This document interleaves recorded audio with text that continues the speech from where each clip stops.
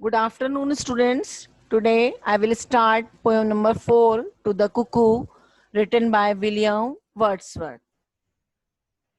First, we can see the introduction of poet William Wordsworth. William Wordsworth जो हैं, इनका birth 7 अप्रैल 1770 को हुआ था और इनकी जो डेथ है वो 23 अप्रैल 1850 को हुई. William Wordsworth with Samuel Taylor Coleridge started the Romantic Age in English literature. William Wordsworth को समकक्ष माना जाता है. सैमुअल टेलर कॉलरिज करके एक पोएट थे. इनने और विलियम वर्ड्सवर्थ ने मिलकर इंग्लिश लिटरेचर में, जैसे हिंदी साहित्य होता है ऐसे अंग्रेजी साहित्य में इन्होंने सबसे पहले रोमांटिक एज की शुरुआत करी थी. He was a British poet laureate. ये ब्रिटिश राज दरबार के भी कवि रह चुके हैं. इन्होंने कई सारे नोटेबल वर्क्स किए, जिसमें इन्होंने द सॉलिटरी रिपर, इनकी एक जो पोएम है वो भी बहुत फेमस पोएम रही है. Lucy Gray, we are seven and the world is too much with us. ये सारी जो किताबें हैं, कविताएं हैं, इन्होंने लिखी हैं. Now you can see the first stanza of the poem. First we will see the poem. What is in the poem? William Wordsworth discovers in nature an uncommon power which can not only satisfy human beings but also can transform this earth into a homeland for fairies and other supernatural agents. William Wordsworth का ये मानना है, उन्हें प्रकृति का कवि कहा जाता है. उनका यह मानना था कि प्रकृति में बहुत सारी ऐसी अनकॉमन पावर हैं, ऐसी शक्तियां हैं जो कहीं न कहीं मनुष्य को इस पृथ्वी पर भी उस कल्पना लोक में ले जाती हैं, जैसे हम परी कथाओं की कल्पना करते हैं. वो जो नेचुरल एजेंट्स हैं, जो प्राकृतिक एजेंट इस पृथ्वी पर मौजूद हैं, उनकी मौजूदगी में हमें इस धरती पर भी कल्पना लोक, परी लोक का आभास होता है. It is proved in this poem to the cuckoo. और ये जो उनके विचार हैं, ये जो उनकी धारणा थी, वो टू द कुकू पोएम में स्पष्ट रूप से हमें दिखाई देती है. तो here first stanza. O blithe newcomer, I hear thee and rejoice. O cuckoo, shall I call the bird or but a wandering voice? यहाँ कुछ वर्ड मीनिंग दिए हैं. ब्लिथ का मतलब होता है हंसमुख, न्यू कमर का मतलब होता है अजनबी, दी मतलब तुमको, रिजॉइस मतलब आनंद और वॉन्डरिंग मतलब भटकने वाली. कवि कहते हैं कि ओ हंसमुख, सारे वातावरण को प्रसन्नचित कर देने वाली ये आवाज जो है, इस आवाज को सुनकर मुझे रिजॉइस, बहुत आनंद प्राप्त होता है. मैं तुम्हें क्या कहूं. ओ कुकू, शैल आई कॉल द बर्ड, क्या मैं तुम्हें एक पक्षी का कहकर संबोधित करूं, और बट अ वॉन्डरिंग वॉइस, या मैं तुम्हें एक भटकने वाली आवाज कहकर पुकारूं, क्योंकि सिर्फ मुझे तुम्हारी आवाज सुनाई दे रही है, तुम मुझे कहीं भी दिखाई नहीं दे रही हो. तो या तो मैं तुम्हें पक्षी कहूं या एक भटकती हुई आवाज कहूं. Now here you can see the explanation part. The poet was wandering in the valley. जो कवि हैं वो एक घाटी में घूम रहे हैं. He heard the sweet voice of a cuckoo. उन्हें एक प्यारी सी कोयल की मधुर सी आवाज कानों में सुनाई देती है. He felt delighted. उन्हें बहुत अच्छा लगता है वो सुन के. It was spring season. उस समय बसंत ऋतु का मौसम था. The valley was full of beautiful flowers. जो पूरी वैली है, पूरी जो घाटी है, उसमें बहुत सुंदर फूल खिले हुए थे. Clear sunshine made the atmosphere in the valley serene and enjoyable. पूरी जो घाटी है, उसका जो माहौल है, उसका जो वातावरण है, बहुत ही खूबसूरत और आनंददायी लग रहा था. The poet in his extreme gladness, poet बहुत ज्यादा खुश हैं. Addresses the cuckoo as blithe. वो कुकू को ब्लिथ कह के बोलते हैं. न्यू कॉमर, एक नई कहीं से पक्षी उड़कर आया है. The Kuku appears first when spring comes to the earth. हमें जनरली कोयल की आवाज बसंत ऋतु में सुनाई देती है. जैसे आप देखते हैं फरवरी के मौसम में कोयल की आवाज हमें बहुत सुनाई देती है, क्योंकि उसके बाद आने वाला जो सीजन है उसमें आम आ जाते हैं. तो बसंत वो उस बात का इंडिकेशन है, बसंत उस बात का प्रतीक है कि अब जो है आने वाला मौसम जो है वो सुखद होगा और आने वाले समय में हमें बहुत सारी नई चीजें इस प्रकृति में, इस धरती पर देखने को मिलेंगी. इट सिंग्स हैप्पीली, वो बहुत खुशी से गाना गाती है. Now here is the second stanza. While I am lying on the grass, thy twofold shout I hear. From hill to hill it seems to pass, at once far off and near. Lying मतलब लेटा हुआ, twofold means दोहरा, far off मतलब बहुत दूर. कवि कहते हैं The poet was lying on the grassy field. कवि जो हैं एक घास के मैदान में लेटे हुए हैं. When he heard the song of the cuckoo, जब उन्हें मधुर कोयल की आवाज सुनाई देती है, the song seemed to him a composition of two shouts such as cuckoo. वो आवाज उन्हें दोहरा दोहरा के सुनाई देती है, जैसे एक इको साउंड होता है. आपने सुना होगा कि किसी खाली जगह पे जब आप अपनी ध्वनि आवाज देंगे तो वो आवाज पुनः आपको लौटकर सुनाई देती है. तो चूंकि पोएट उस समय वैली में है और वैली बहुत शांत जगह होती है, पहाड़ की घाटी, पहाड़ की तलहटी, बहुत शांत जगह होती है, तो कवि को जो कोयल की आवाज है वो दोबारा दोबारा सुनाई दे रही है. Further he heard the song being echoed by hills around him. आवाज जो है कोयल की एक पहाड़ से, एक पर्वत से टकरा कर दूसरे पर्वत तक जाती है और फिर जो है कवि के कानों में पड़ जाती है. तो कवि को ये सब अनुभूति बहुत, ये अनुभव उन्हें बहुत अच्छा लग रहा है. Now here is the third stanza. Though babbling only to the well of sunshine and of flowers, thou bringest unto me a tale of visionary hours. Babbling का मतलब होता है गपशप करना.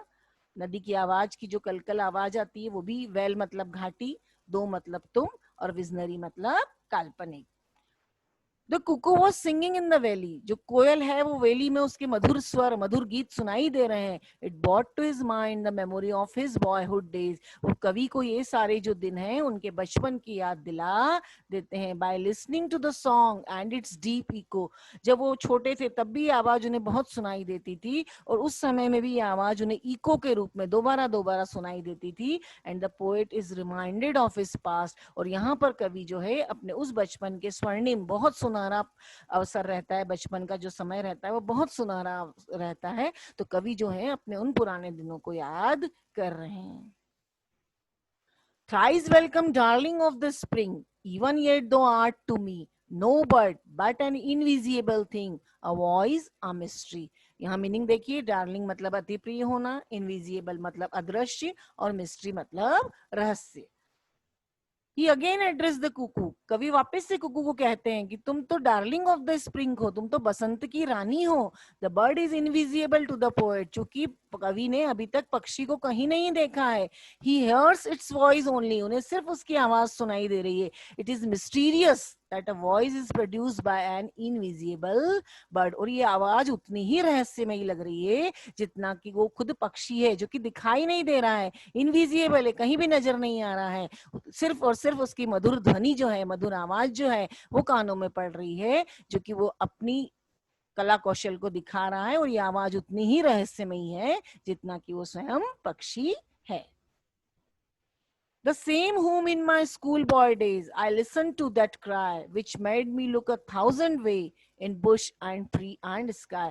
कवि वापस कहते हैं कि जब मैं छोटा बच्चा था, स्कूल जाया करता था, मैं तब से इस आवाज से परिचित हूँ. तब भी आवाज मेरे कानों में सुनाई देती थी. Which made me look 1,000 ways. और उस समय उस आवाज को सुनकर मुझे बहुत सारे रास्ते नजर आते थे. मैं ढूंढने लगता था कि ये आवाज कहाँ से सुनाई दे रही है. In bush and tree and sky. मैं घनी झाड़ियों में इसको ढूंढता था, मैं पेड़ों के ऊपर देखता था, नजर घुमाकर आकाश में तलाशता था, लेकिन फिर भी मुझे तुम कहीं भी दिखाई नहीं देती थी. The poet remembered a similar mysterious experience which had come about in his boyhood. कवि को अपने बचपन के दिन याद आते हैं, तब भी उन्हें यह रहस्यमय अनुभव हुआ करता था जो आज हो रहा है. He then heard the voice of cuckoo and was delighted. तब भी वो इस आवाज को सुनकर बहुत प्रसन्न और खुश हो जाया करते थे. It made him curious to see the bird. उनके मन में उस समय भी वो उत्सुकता थी उस पक्षी को देखने के लिए. He searched for the bird in bush, tree and sky. और वो उस पक्षी की तलाश में झाड़ियों में, पेड़ों पर, आसमान में, सब जगह उसे तलाशते थे. But he did not find the bird. लेकिन उन्हें वो पक्षी नहीं मिलता था. Still the urge to see the bird did not subside in him. और आज भी वही स्थिति है कि आज भी उनकी वो तलाश जारी है. He wandered in woods and field to discover the bird. वो खेतों के मैदान में, जंगलों में घूमते थे इस पक्षी की खोज में. Still he did not find. आज तक उन्हें वो पक्षी नहीं मिला. The bird had become a fine hope, a pleasant love for the poet at the time. और उस समय से जो पक्षी है, उसकी जो मधुर ध्वनि है, वो कहीं ना कहीं पोएट को एक उम्मीद की किरण दिखाती है. अ प्लीजेंट लव, एक सुखद स्नेह, एक सुखद प्रेम कवि को उसके प्रति महसूस होता है. That hope and that love drove him to look for the bird, but the bird was never seen. और यही आशा, यही जो शुद्ध प्रेम है, यही कवि को बार बार प्रेरित करता है उस पक्षी को ढूंढने में. लेकिन वो पक्षी जो है कवि को दिखाई नहीं देता है.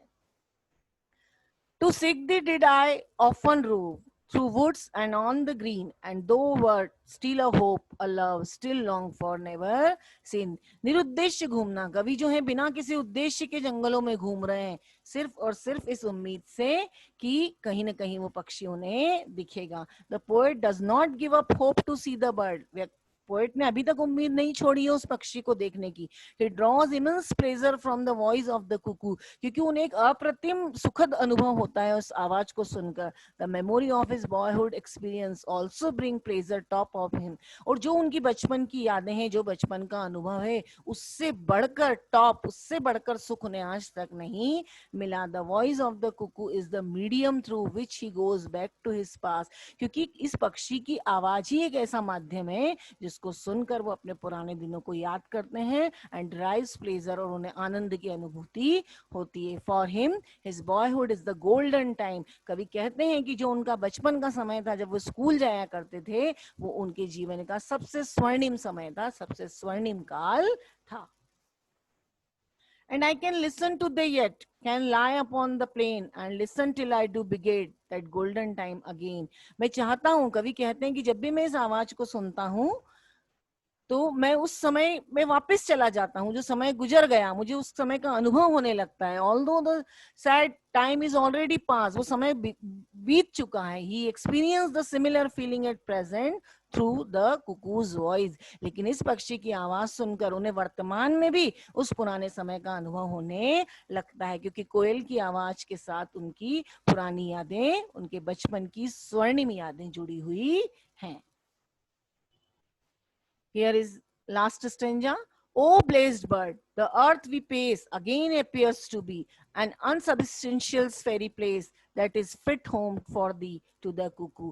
कवि कहते हैं कि पेस मतलब कदम कदम पर, अनसबिस्टेंशियल मतलब छोटा सा, और फेरी मतलब परियों वाला, कल्पना का संसार.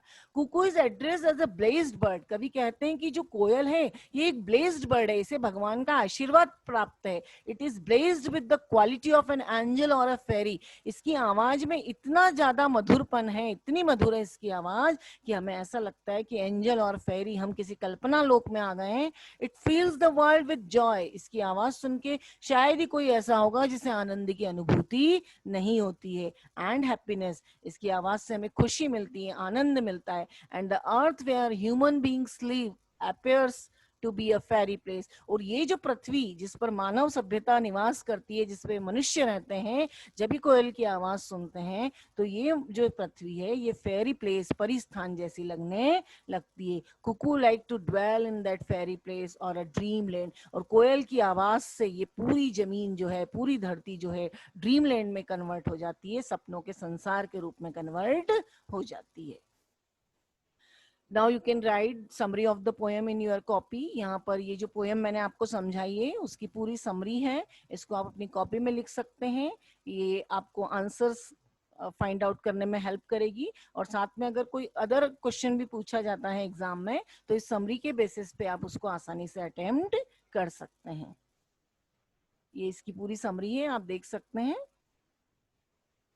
इसको आप अपनी कॉपी में नोट डाउन करिएगा. Thank you very much for listening me and watching this video.